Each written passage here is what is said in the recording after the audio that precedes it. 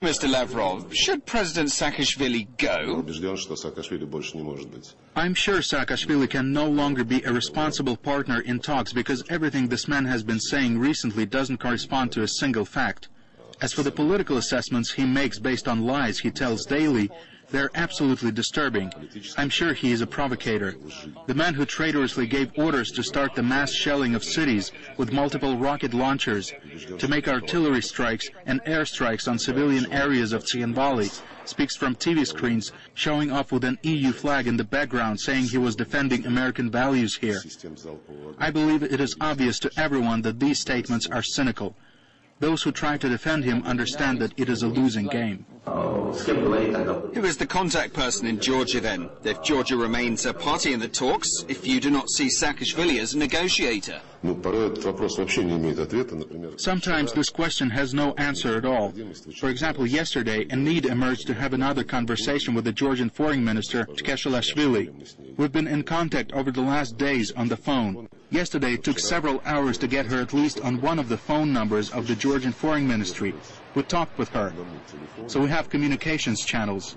And my deputy is in constant contact with his counterpart in the Georgian foreign ministry. So we keep talking. Mr. Lavrov, concerning Georgia's territorial integrity and the future status of South Ossetia and Abkhazia, Russian Deputy Prime Minister Sergei Ivanov, when speaking with the BBC, said that it could be discussed. So the issue is not out of the scope of discussions? Of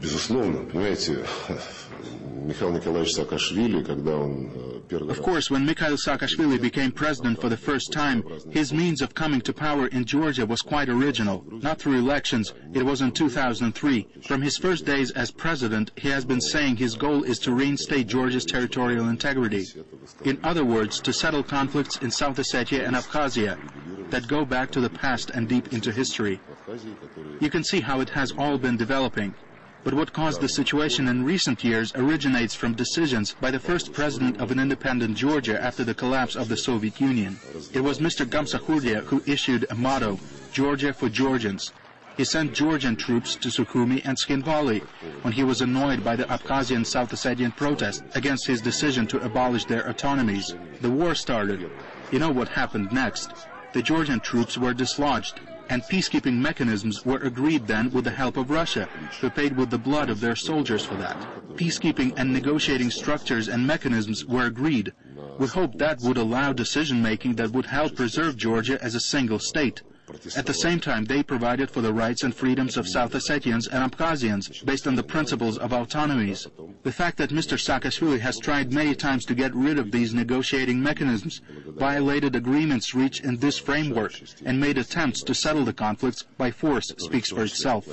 As for methods today's leader of Georgia uses to fulfill his mission of gatherer of Georgian lands, I have brought a quotation with me. One of the journalists told me that Saakashvili was speaking live on February 25, 2006. He said, "I will not give orders to launch a military operation. I do not want any people to die because the repercussions of blood spilled in the Caucasus will last not only for decades, but for centuries. We will reach the goal through talks and consultations." So it's clear he told a lie. But one thing he got right, the consequences will last for centuries, not decades. So we can now start counting centuries from August the 8th, 2008. The wounds Saakashvili has inflicted are deep, and the healing process will be long. What we've kept telling Mr. Saakashvili all these years is that he should learn to speak patiently and respectfully to the people whom he considers to be his citizens, whom he considers to be his compatriots. He has definitely failed to do that. You know what he has done instead? Mr. Saakashvili is causing great damage not only to South Ossetians and Abkhazians, but also to Georgians, his own people, if ethnic terms are to be used. What did he do for the Georgian state as a result of this adventure? Before that, Georgian enclaves in South Ossetian territory, in spite of all the problems and difficulties. Georgian people used to live there. The peacekeeping forces included a Georgian battalion alongside a Russian and South Ossetian one. He was really present in South Ossetia. He could have used it to increase trust and dialogue and communication on how to settle those problems together. Such an agreement was reached at the Joint Control Commission a year and a half ago on forming a joint South Ossetian working group to develop the settlement plan. Then he just cancelled that agreement. He could have worked honestly within the existing format, which would have definitely taken a long time, but it was the only way towards any kind of resolution. Instead of that, he secretly formed reinforced regions within those Georgian enclaves in South Ossetia. In essence, he was preparing the campaign which he began last Friday. We all know the results. The campaign failed. But during the campaign, the Georgian peacekeepers acted like traitors. They started shooting at the Russian peacekeepers. Was it proved? Were they really peacekeepers? Yes, those were the peacekeepers. There is nothing to prove there. When it all started on the night of the 8th of August, the Russian military were urgently trying to get a hold of any Georgian authorities. They were able to catch the Georgian deputy defense minister. They asked him what was going on. At that time, bombs were falling on Skin Valley, and he replied, "We've declared war on Ossetia, and we're going to restore the constitutional order." Immediately after that, the commander of the Georgian battalion, as a part of the joint peacekeeping forces, announced that they had joined the operation of restoring the constitutional order, and they started shooting at their brothers in arms. Now we cannot imagine Georgian peacekeepers will appear in South Ossetia again. As far as I know, the majority of Georgians have escaped from the enclaves in Ossetia. The Ossetian residents are obviously willing to take revenge, which would be absolutely wrong. The president and defense minister have given strict orders to avoid any kind of violence towards the citizens. Are the Russian troops now responsible for this prevention of revenge attacks in South Ossetia? South Ossetia has its own authorities. Mr. Lavrov, you said that it's impossible now to support any documents that mention the territorial integrity of Georgia within its internationally recognized borders. In both cases, Georgia de facto hasn't been in control of the territories of South Ossetia and Abkhazia, being just a party in the negotiations over settlement of those crisis situations. Thus, de facto, the territorial integrity of Georgia is limited because of those conflicts. And this issue could be resolved only by looking for a mutually acceptable solution to those crisis situations. Этих кризисных ситуаций. A meeting is planned in Sochi between the German Chancellor and the Russian President. Yesterday, her representative stated that there are no doubts about the Georgian territorial integrity and there are no discussions about the legitimacy of the elected President Saakashvili. How can the negotiations be held from such different starting positions of President Medvedev and Chancellor Merkel?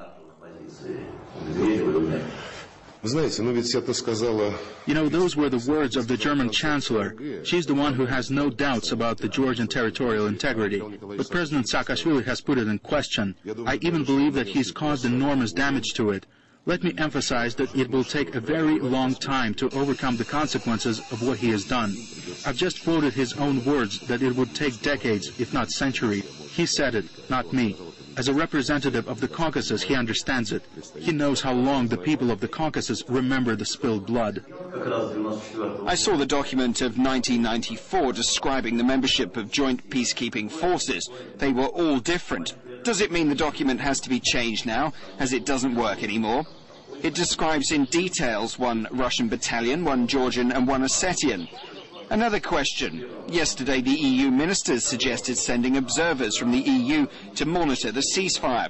Some ministers were saying that now the Georgian battalion is gone, let's send a third one from the European Union. What's your opinion on it? There are two aspects to it. Concerning the agreements, there were several of them, in 1991 and then in 1994, and there was also a memorandum in 1996. They really do describe the procedure of the peacekeeping work on the basis of 3 battalions. We cannot leave that agreement. It must have been the will of those who signed it, but for some reason it doesn't indicate the validity period and the ways of leaving it. The Georgian battalion had simply refused to fulfill its obligations. It had deserted, and more so, it has broken its oath. And those remaining there as peacekeepers, including the Russian battalion, will never act that way, and they will faithfully fulfill their obligations. Concerning the further peacekeeping efforts and mechanisms, those principles which Presidents Medvedev and Sarkozy have approved in Moscow on Tuesday do provide for it. In addition to the Russian peacekeepers, we have to agree on the additional international mechanisms. Additional as both Abkhazia and South Ossetia already have those international mechanisms.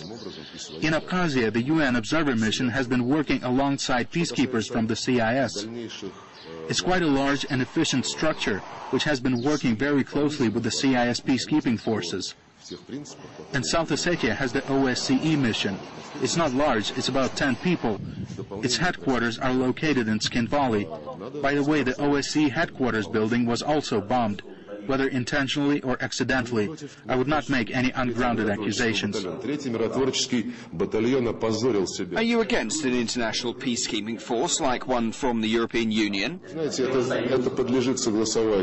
has to be agreed upon by the parties, first of all by South Ossetia, as they were the object of the aggression. The agreements mentioned by you include the maximum numbers of the peacekeepers in South Ossetia. Everything is possible within those numbers, including the increase of the Russian peacekeepers. As we've discussed with the French delegation and other partners, German ones in particular, we will be willing to support the direction of the additional observers in the conflict zone, talking of the peacekeeping operation and of the monitoring of the ceasefire and of the Security Council. Our French colleagues have already